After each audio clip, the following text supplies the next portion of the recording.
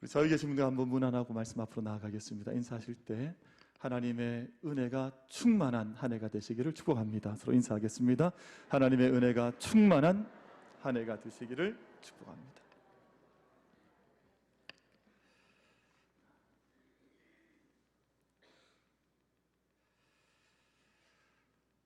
우리가 장차 서게 될 하나님의 나라, 여러분, 저희는 먼저 하나님의 나라를 선취해서 이 땅 가운데에서 하나님의 나라를 미리 맛보고 살고 있습니다만, 이 모든 하나님의 나라가 온전히 완성될 그 하나님의 나라에 서게 되면 그것은 찬송과 영광이 가득한 곳이라고 성경은 기록하여 말씀에 알려주고 있습니다.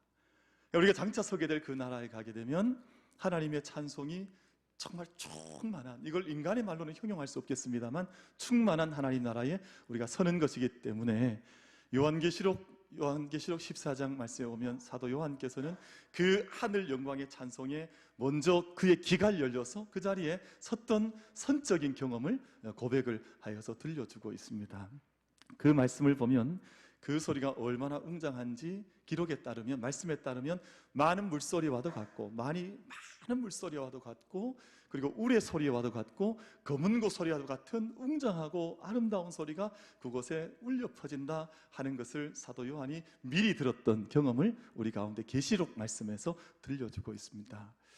제가 예전에 좀 좋은 기회가 있어서 저기 캐나다 동쪽 끝에 있는 나이아가라 폭포를 한번 다녀왔었거든요. 거기는 연세 많으신 한국 분들이 좋아한다 그러더라고요. 나이아가라 뭐 이런다 그랬어요. 제가 그 근처에 갔는데 어디선가 정말 웅장한 소리가 들리는 거예요. 지축이 흔들리고, 저는 들어본 적이 없었으니까 이게 도대체 무슨 소리일까 했는데 보니까 그 나이아가라 폭포물이 떨어지는 그 많은 물소리, 여러분 성경에 우리가 읽을 때 많은 물소리가 저기 강가에 흘러가는 그 정도 물소리를 의미하는 것이 아니거든요. 정말 인간이 한 번도 들어본 적이 없는 수많은 물소리 같은 바로 그 소리, 그리고 정말 한 번도 인간들이 경험해 볼 수 없었던 우레소리 같은 웅장하고 거대한 그 경축의 소리, 그리고 정말 아름답고 놀라운 가야금 같은 선율이 그곳에 울려 퍼지는데, 그곳에 바로 하나님의 영광의 존전 앞에서는 수많은 사람들, 구원받은 자들이 새 노래로 그 자리에 서서 찬양하는 장면을 사도 요한이 목도를 한 것입니다. 우리 만민교회 사랑하는 성도들께서는 모두 다 그 자리에서 다시금 만날 수 있게 되기를 주님의 이름으로 축복합니다. 별로 아멘이 확신이 없는 것 같아요. 혹시 그 자리에 못 서실까 걱정스러우신가요? 여러분, 저희가 다 그 자리 앞에 여러분 많은 물소리와도 같고 우레 소리와도 같고 수많은 검은고 소리와도 같은 그 영광의 자리에 함께 세움받아 새 노래에 참여할 수 있는 우리 만민의 모든 성도님들 다 되시기를 주님의 이름으로 축복합니다. 여러분, 하나님 나라의 찬송이 있습니다만 사실은 역사를 일관의 뒤를 돌아보면 이 땅 가운데도 사실은 웅장한 하나님의 영광과 그 은총을 찬양하는 수많은 위대한 음악들과 노래가 이 땅 가운데 있어 왔습니다. 여러분, 핸델의 오라토리오 메시아 같은 이 곡은 연주하는 시간만 연주자들 앞에 서 있는 사람들이 2시간이 넘어 찬양을 드리잖아요.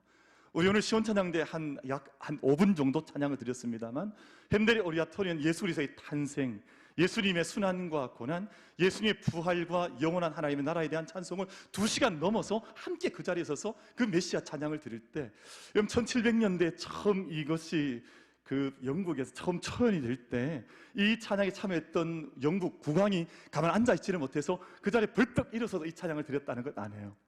지금도 메시아 2장의 마지막 부분 메시아가 울려 퍼질 때는 모든 관객이 다 함께 일어나서 그 찬양을 드리는 것이 전통처럼 되어 있지 않습니까? 그런 찬양들이 이 땅 가운데 나타났었고요.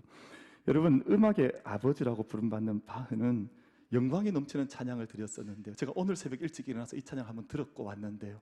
예수 인간의 소망과 기쁨이라고 하는, 우리 예수님께서 모든 인간의 소망이요 기쁨이 되신다고 하는 찬양을 얼마나 아름답고 유려하게 이 찬양을 노래했는지 모릅니다. 이런 찬양들, 여러분, 음악의 아버지, 음악의 어머니 같은 이들이 이런 노래를 불러서 하나님 영광을 찬양을 했고요. 여러분, 저희가 잘 알고 있는 볼프강 아마데우스 모차르트 같은 경우에는 오페라곡을 짓든 피아노 협주곡을 짓든 교향곡을 짓든 모든 음악의 장르들을 넘나들면서 오직 하나님만 찬양을 했습니다. 여러분, 모차르트 곡, 우리가 모차르트를 음악의 신성이라고 하고 모차르트를 우리가 기억합니다만, 여러분, 그 모든 지었던 곡들이 다 교회곡이었지 세상에 요즘 미스트롯 이런 거 지금 하나도 없습니다. 그러니까 요즘 여러분 혹시 미스트롯 많이 보세요? 뭐 미스터 트롯 그러고 미스트롯 하는데 여러분 한번 세상에 살다가 뭐 좋아할 수도 있습니다만 그것은 한번 그냥 지나갔듯이 듣는 것이죠. 거기에 막 삶이 빠져들지 듣는 것이 아니라 우리 만민교회 모든 성도님 한 분 한 분은 하나님 찬양하고 높여드린 그 일에 우리 삶을 온전히 던져 넣을 수 있는 우리 사랑하는 성도님들 다 될 수 있게 되기를 주님의 이름으로 축복합니다. 삶 자체가 찬양이었고 음악 전체 생애 자체가 하나님 높이는 하나님 중심적인 삶을 살았던 분들인데요. 여러분 베토벤 있지 않습니까? 악성이라고 하는 베토벤. 여러분 이분의 음악은 지금도 매일같이 전 지구에서 어느 곳 할 것 없이 이분의 음악이 매일같이 온 세상에 연주가 되고 있습니다. 그래서 또 이분의 음악을 듣기 위해서는 특별히 콘서트를 가거나 특별히 연주회를 가지 않아도 이분의 음악 소리는 언제나 우리 곁에 늘 들려지고 있는데요. 요즘 아마 기억하실 분들 기억하시겠습니다만 여러분 TV 켜면 식기세척기 광고할 때 나오는 음악이 베토벤의 바이올린 협주곡 3악장입니다. 모르셨죠? 그 3악장이 흘러나와서 그 음악을 들으면 너무나 음악이 아름답게 나오니 이 음악과 함께 광고된 이걸 사지 않으면 안 되도록 만드는 음악이 그렇게 아름답게 이 음악을 듣고 저 물건을 사면 아마 삶이 확 바뀌어질 것 같은 그런 광고가 이루어지는 거거든요. 여러분 우리 온라인 게임 가운데 젊은이들이 많이 하는 그 온라인 게임 광고 가운데 배경음악은 뭐냐 하면 베토벤 9번 교향곡 합창 가운데 4악장입니다. 그러니까 이 음악을 들으면서 이 게임을 할 것 같으면 먼저 기분이 좋아지는지 모르지만 그 게임 강구하는데 이런 합창이 4악장이 들려져서 나오고 있습니다. 여러분 지금도 그런지 모르겠습니다만 예전에 많이 들었었습니다. 우리나라의 그 쓰레기를 수거하는 차량이 뒤로 후진할 때 나오는 그 신호음이 엘리제를 위하였습니다. 따라라라라라라라 라라라 이러면 사람들이 뒤에 있던 사람들 다 피하고 이랬거든요. 삶의 구석구석 가운데 얼마나 많은 이 베토벤의 음악들이 우리 삶에 있는지 사실은 특별히 음악회를 가지 않아도 이런 음악들 우리 다 듣고 있습니다. 그럼 찬송가 610장 우리 제가 결혼 주례하러 예식장 가면 늘 울려 퍼지는 오늘 모여 찬송함은 그 찬양 아시죠? 이 환희의 송가잖아요. 베토벤의 환희의 송가. 이 모든 노래가 우리 찬송 속에 들어와 있고 우리 생활 속에 들어와 있어서 이미 우리 생활 속에 하나님을 찬송하는 소리들로 온 땅이 얼마나 충만하게 가득 차 있는지 모르. 문제는 우리가 그것을 인식하느냐 인식하지 못하느냐. 많은 음악을 듣고 있어도 이것이 이렇게 하나님 찬송하는 소리였는지 알지 못하면 그냥 듣기만 하는 것이지 그 은혜 속에 깊게 잘 들어가지를 못할 수도 있습니다. 우리가 인식하지 못하는 순간에도 우리와 함께 하시는 것이 바로 넘치는 하나님의 사랑입니다.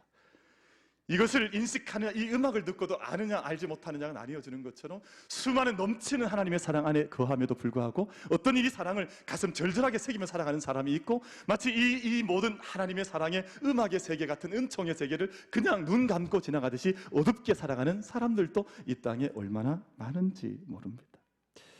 카톡했습니다. 깜짝 놀랐습니다. 여러분, 우리가 같은 나라에서 이렇게 살아가도 우리가 이 나라에서 함께 발딛고 또 이 나라에서 함께 숨을 쉬고 이렇게 걸어가도 어떤 이들은 국가와 민족에 대한 사랑이 절절히 넘쳐나는 사람도 있습니다. 근데 어떤 이들이 이 나라에 대한 마음이 그렇게 깊질 않아서 마음이 사랑이 넘치질 않아서 마음에 대한 이 나라에 대한 불평이나 혹은 불만만 가득하지 나라에 대한 사랑을 고백해 놓지 못하는 이들도 많이 있습니다. 제가 학창 시절에 김구 선생님 글이 우리 학창시절 교과서에 담겨져 있었는데요. 제가 어릴 때였으니까 그 글을 읽으면서 제가 공부를 한 게 아니라 은혜를 많이 받았습니다. 사실 교과서를 보면 공부를 해야 되는데 교과서가 은혜가 되더라고요. 제가 국어책 참 좋아했습니다. 왜냐하면 국어책을 읽으면 저는 교과서를 읽은 게 아니라 시도 있고 수필도 있고 기행문도 있고 하니까 어릴 때 책 사달라고 하는 부모님들 돈 없다고 책은 잘 안 사주시지. 국어책을 계속 그 시 읽고 수필 많이 읽었었는데요. 그때 은혜 받았던 글 가운데 한 가지가 김구 선생님의 글이었습니다. 이런 내용이 있었습니다. 네 소원이 무엇이냐 하고 하나님께서 물으신다면 나는 서슴지 않고 나의 소원은 오직 대한 독립이요 하고 대답할 것입니다. 그 다음 소원은 무엇이냐고 물으신다면 나는 또 우리나라의 독립이요 할 것이요. 또 그 다음 소원이 무엇이냐 하고 세 번째 물으셔도 나는 더욱 소리를 높여 내 소원은 우리나라 대한의 완전한 자주 독립이요 할 것입니다. 이렇게 되어 있는 거예요. 그럼 이럴 때는 아멘 하셔도 괜찮습니다. 아니 얼마나 가슴 하나님께서 물으셔도 대답한다는데 아멘 못할 이유가 뭐가 있겠습니까? 당신은 첫 번째 소원이 무엇이요? 이러면 저는 아파트 한 채 얻는 것입니다. 두 번째 소원은 무엇이요? 저는 차 사는 것입니다. 이것이 아니라 나는 이 땅에 살면서 첫 번째 소원도 두 번째 소원도 세 번째 소원도 이 나라의 완전한 자주 대한 독립이 나의 소원입니다. 하나님 그렇게 올려드리니 여러분 같은 나라 안에 살아도 다른 생각을 가지고 있는 것 아니에요. 여러분 이 시간 축복하기를 원하는 것은요, 우리 안에 하나님께서 베풀어 주신 모든 사랑과 은혜에 대해서 눈이 열리고 믿음의 마음이 열리고 영혼의 문이 열려서 그 충만한 은총을 날마다 담아내고 감격하듯 살아갈 수 있는 우리 만민의 모든 성도들의 2020년이 될 수 있게 되기를 주님의 이름으로 축복합니다. 오늘 말씀을 보면 사도 바울이 참 놀라운 분이죠. 하나님께서 베풀어 주신 넘치는 사랑을 고백하는데, 그래서 첫 말씀의 선포가 찬송할지어다 라는 말씀으로 시작을 해서 하나님의 영광을 찬송할지어다 라는 말씀으로 마무리 짓고 있는 본문이 바로 오늘 저희가 함께 일독한 바로 이 본문의 말씀입니다. 사랑하는 성도 여러분, 만약 한 인생이 육신의 정욕과 안목의 정욕과 이생의 자랑에만 매몰되어져 있다면 이 사랑이 보이겠습니까? 여러분, 이 땅에 왜 사람들이 눈이 어두워져 있냐면 자신의 육신의 정욕에 눈이 어두워져 있는 거예요.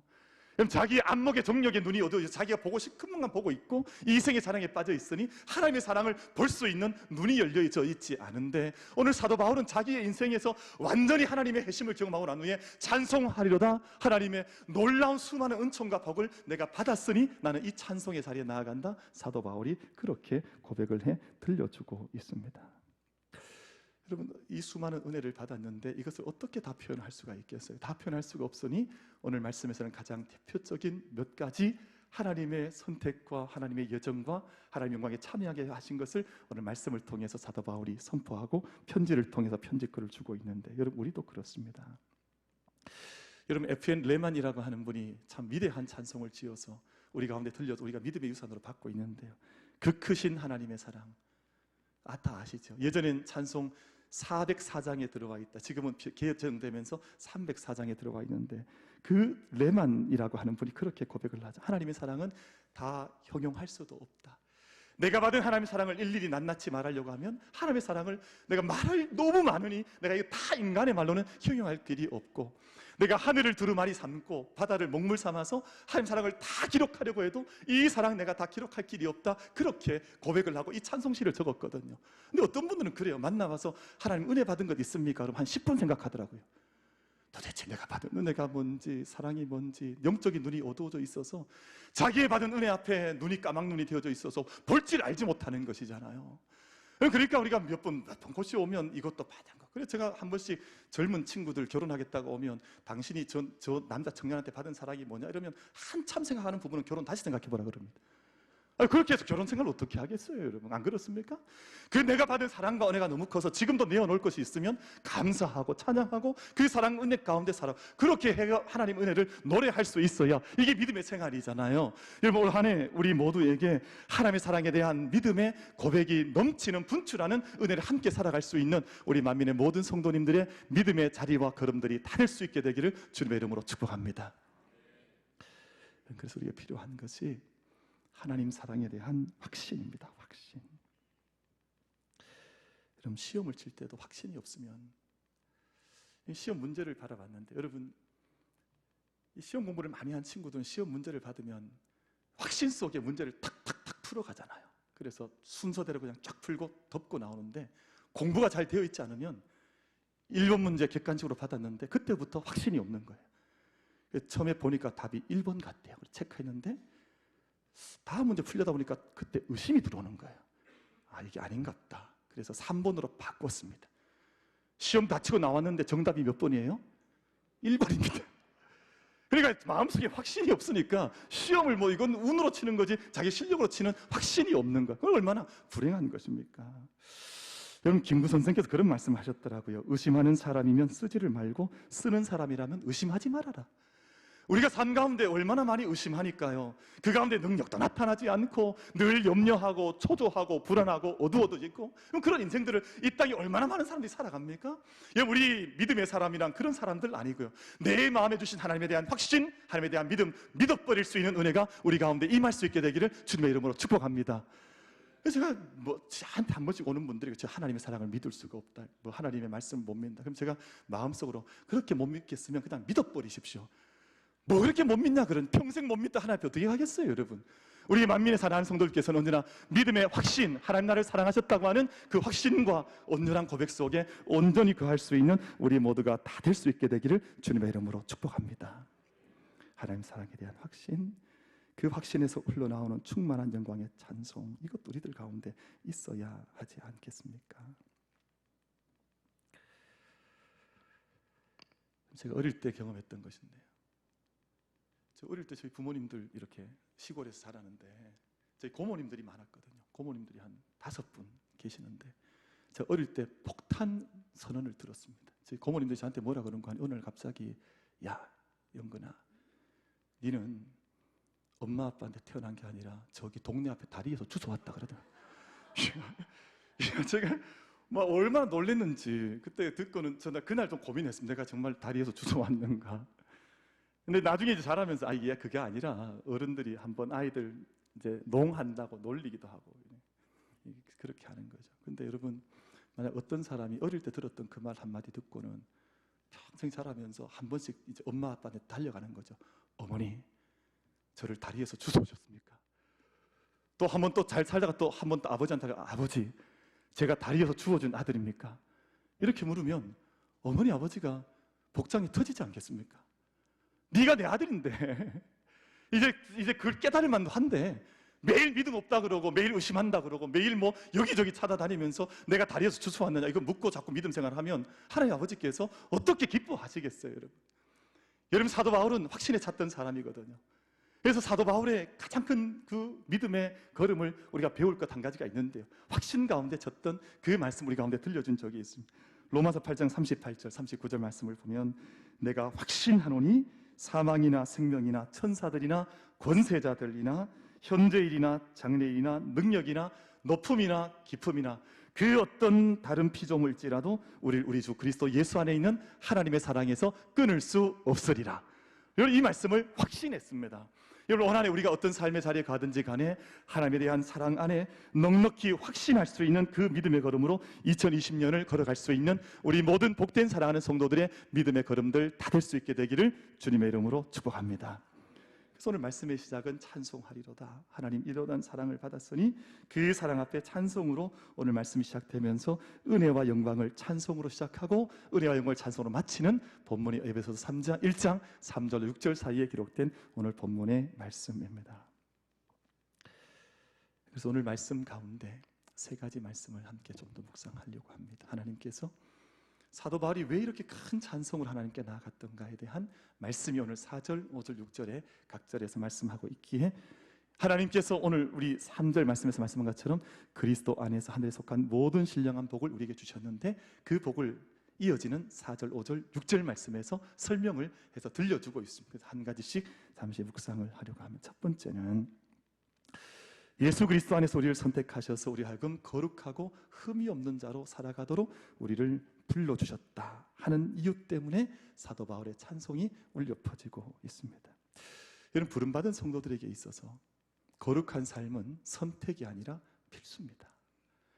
여러분, 우리는 다 함께 사실은 거룩한 존재는 아니었습니다만 우리 하나님의 말씀에 따르면 사실 우린 거룩한 존재가 아니었었고 이전에는 흠도 많고 티도 많고 또 하나님 앞에서 우리는 거룩하지 못했고 온전치 못했던 자들이었는데 하나님께서 우리를 넘치는 은혜 가운데 불러주셔서 거룩한 삶에 참여할 수 있는 그 자리로 우리를 불러주셨다고 말씀을 하고 있습니다. 여러분, 그래서 우리가 하나님 앞에 우리가 연약했던 자였지만 부정했던 자였지만 우리를 택하셔서 거룩하고 영광스러운 존재로 만들어 가시는 그 은혜 앞에 날마다 주님 앞에 올려드리는 그 믿음의 삶에 함께 나아가서 거룩함과 흠없는 믿음의 걸음을 경주하기 위해서 애쓰고 힘쓸 수 있는 2020년 한 해로 함께 경주해 나갈 수 있는 우리 모두가 될 수 있게 되기를 주님의 이름으로 축복합니다. 이것이 오늘 사도 바울의 첫 번째 이유 가운데 첫 번째로 저희 가운데 들려주고 있는 말씀이지요. 두 번째 말씀을 보는 예수 그리스도를 통해 하나님 우리를 하나님의 아들과 딸로 입양하시기 위해서 우리를 예정해 주셨다라고 말씀을 하고 있습니다.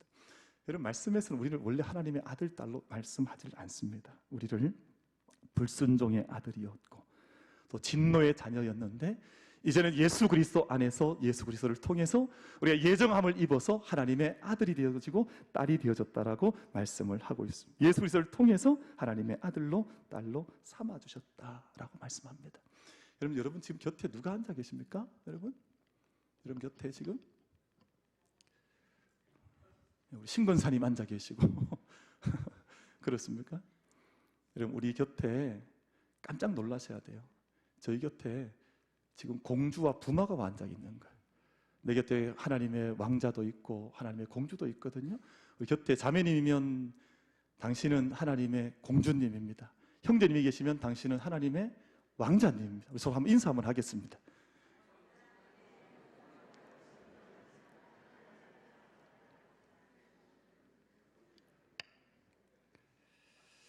이게 왕자 공주를 만나도 별로 놀라지도 않고 감격도 하지 않고 그냥 무덤덤하게 그냥 아이고 공주님 올 한해 우리 곁에 주신 우리를 예수 그리스도를 통해서 입양하셔서 적부져 주신 거죠. 우리 원래는 하나님 아들 딸 아니었거든요. 보면 진노의 자녀, 어둠의 자식이었으나 이제는 우리를 예수를 통해서 예정 가운데 섭리 가운데 하나님의 아들로 불러주시고 거룩하고 흠이 없는 삶을 살게 하신 이 하늘에 속한 모든 신령한 은혜를 함께 누려나갈 수 있는 우리 만민의 모든 성도님들 다 되어주시기를 주님의 이름으로 축복합니다. 그래서 오늘 마지막 말씀 가운데에서는 예수 그리스도 안에서 우리에게 거둬주시는 바 그 은혜의 영광을 찬송하는 삶을 살라라고 하는 말씀으로 결론을 맺고 있습니다. 우리 찬송 하나 저희가 알고 있는데 당신은 사랑받기 위해 태어난 사람 맞습니다. 이 찬양 참 기에 한국교회가 참 많이 불렀습니다. 네, 여러분 그런데 우리가 늘 그 찬송만 부를 수는 없어요. 늘 사랑받는 자리만 머물러 있어서 여러분 그러다 보니 아이들이 사랑만 받은 아이들은 자기 역할을 못하잖아요. 사랑받긴 받았는데 그 사랑 어떻게 응답해야 될지 알지 못하면 응답적인 존재가 되지 못하고 이 땅에 책임적인 존재가 되질 못해요. 우리가 하나님의 수많은 은혜들, 이 하늘에 속한 수많은 신령한 복을 받고 우리 거룩함을 살고 우리가 흠없는 삶을 살고 이 땅과 하나님의 자녀로 살아가는 삶을 살 수 있다고 하는 그 약속을 받은 자들답게 이 땅에 그 응답하는 찬송이 되는 삶을 우리 삶으로 살아갈 수 있는 우리 모든 예배자들 다 될 수 있게 되기를 주님의 이름으로 축복합니다. 그래서 오늘 본문 1장 가운데는 여러분 찬송의 열매가 되는 말씀이 계속해서 매듭마다 나오는데요. 1장 6절, 1장 12절, 1장 14절 말씀 가운데에서 너희는 그의 영광에 찬송이 되고 그 영광을 찬송하라고 하는 이 말씀이 거듭해서 말씀에 등장이 되어져 있습니다. 여러분 이사야 43장 21절 말씀을 보면 이 백성은 내가 나를 위하여 지었나니 나를 찬송하게 하려 함이니라 라는 말씀을 주시면서 구원받은 모든 성도들의 삶을 하나님 앞에 영광이 되고 찬송이 되는 삶을 살아가는 것이 마땅하다고 하는 이 말씀을 들려주고 있습니다. 사랑하는 성도 여러분, 이 땅에 수많은 하나님께 가정을 세우셨고 부부간, 부부간의 관계도 맺어주셔서 우리가 다 함께 가정을 살아가고 있는데 특별히 오늘 우리 장로님 기도하시는 중에 우리 가정을 위한 기도해 주셔서 감사드리겠는데요. 부부간의 사랑도 고백이 없으면 고백하는 사랑이 없으면 참된 사랑으로 가정이 승화될 수가 없습니다. 그 사랑의 고백이라고 하는 것은 대단히 중요한데요. 내가 고백이 내 마음으로 삶으로 흘러나오는 이 고백의 순간을 우리가 마련하는 것이 대단히 중요합니다. 여러분 행복한 부부관계를 만들려고 하면 세 가지가 필요하다 그러더라고요. 첫 번째는 뭐냐 하면 그 사람을 있는 그대로 인정하는 것이에요. 여러분 이 사람 자체가 이렇게 내 남편이 있고 아내가 있고 자녀가 있으면 자녀한테 뭔가 자꾸 짐을 맡기지 말고 그냥 있는 그대로 좋아하고 사랑하고 기뻐하는 것, 이것이 행복함의 첫걸음이라는 거예요. 그럼 저는 만민교회를 그냥 이렇게 저희 사택에서 교회 올라오다가 그냥 보거든요. 하루에도 몇 번씩 보죠. 저도 교회 들어오기도 나기 두들락날락하면서 보는데 그냥 보는 그 순간 좋아요. 아멘을 안 하시는데요. 아유 주여, 우리가 좀 타이밍을 좀 잘 잡아서 언제 아멘 하면 우리가 은혜가 더 될지를 좀 잘 살펴서 아멘도 좀 하죠. 제가 다시 한번 재방송 한번 하겠습니다. 저는 교회를 들락날락 거리는데요, 그냥 어떤 이유 없이 그냥 교회를 보기만 하면 좋아요. 아이고야 참 아멘 받기 어렵습니다. 그렇죠? 있는 그대로 보면 좋은 거예요. 여러분 뭐 아내가 뭘 해줘야 좋습니까? 남편이 뭘 해줘야 좋습니까? 자식에게 뭐 조건이 들러붙어서 이것 하면 사랑하고 이것 안 하면 사랑 안 할 것입니까? 여러분, 그게 아니라 있는 존재 그 자체, being itself, 그냥 거기에 있다는 그 이유 때문에 언제나 사랑하고 존경하고 기뻐할 수 있는 그 은혜가 있어야 행복하다는 것입니다. 감사합니다, 장로님. 두 번째는 사람이 살다 보면 필요한 것들이 있거든요. 그때는 아무리 어떤 대가를 치르더라도 그것을 미리 알아서 준비하고 그 필요를 채워주라는 것이에요. 그러니까 아내도 아내에게 필요한 점이 있고 남편도 남편이 뭔가 필요할 때가 있는데 꼭 말해서 아는 것보다는 지혜로운 기도하는 남편이 되고 기도하는 아내가 되어서 남편이 뭐가 필요한가를 좀 알고 미리 마련해 주라는 것입니다. 감사합니다. 제가 약 30년 전에 이제 결혼하고 뭐 이렇게 가정을 꾸렸잖아요. 그런데 제가 그때 돌이켜보면 참 무모한 짓 하나 했었는데요. 제가 그때 교육준사로 교회 섬길 때 사례비가 20만 원이었습니다. 그때 사례비가. 제가 첫 교육준사 사례비가 10만 원이었었고 몇 년 지나니까 20만 원을 교회에서 이제 사례비를 주시더라고요. 제가 그때 저희 아내 그때 막 결혼하고 뭐 이럴 때쯤이었는데 저희 아내한테 300만 원짜리 피아노 사줬습니다. 우리 남편분들은 기분 나빠하시고 1년치 사실은 이제 사서 줬는데요. 그때 제가 기도 제목이 있었거든요. 기도 제목이 뭐냐면 첫 번째는 목사님의 딸과 만나서 결혼하게 해주십시오. 두 번째는 머리가 긴 여자면 좋겠습니다. 세 번째는 음악하는 녀석이면 좋겠습니다. 근데 이 기도 제목이 다 응답받은 거 아니에요. 그러니까 남의 아내하고 별로 안 기뻐하시는 것 같은데, 그러니까 제가 피아노를 사줄만 하겠습니까? 안 사줄만 하겠어요? 그러니까 그때 그 피아노를 사서 지금 결혼하고 30여 년 지나가나요? 한 20, 오래 지나가는데요, 지금. 근데 제가 그 피아노 들고 온 이사 다닐 때 늘 그 피아노 버리지 않고 지금까지 가지고 다닙니다. 자, 미국 갈 때도 그 피아노 가지고 갔다가 태평양 건널 때 또 가지고 왔습니다. 저희 안방에 잘 모셔져 있거든요. 근데 왜냐하면 그때 마음속에 뭔가 상대방이 귀하게 생각하는 것이 있으면 이렇게 마음으로 해서 이렇게 선물하는 것이 이 행복함의 이유가 되겠구나 하는 생각을 했던 거죠. 근데 뭐 그 이후로는 변변찮은 선물 해본 적이 없습니다.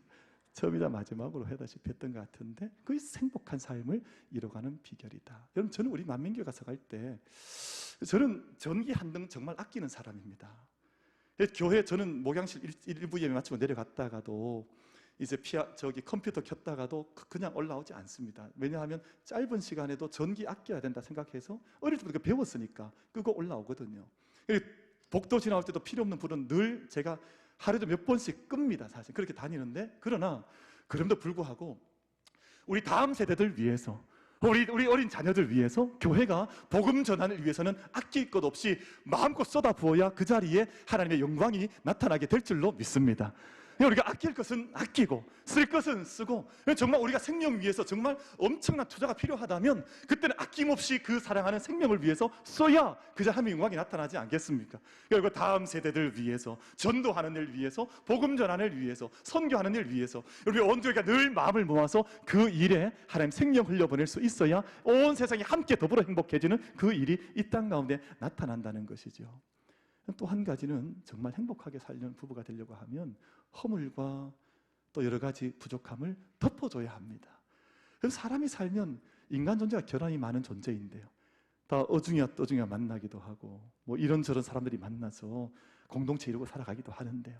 여러분, 하나하나 허물 들춰내려고 하면 끝이 없죠. 사실 저를 잘 아는 사람이 저를 가까이 보면 허물이 얼마나 많겠습니까? 제가 가운 입고 멀리 있으니까 안 보이지 가까이 나가면 사실 얼굴도 흉터가 많아요. 이게 없는 것처럼 보여서 그렇지 멀리서 보니까 머리는 끼어져 있고 이마는 좁고 또 뭐 얼굴은 못생겼고 뭐가 많잖아요. 근데 이거 다 덮어주지 않으면 어떻게 행복하게 살겠어요?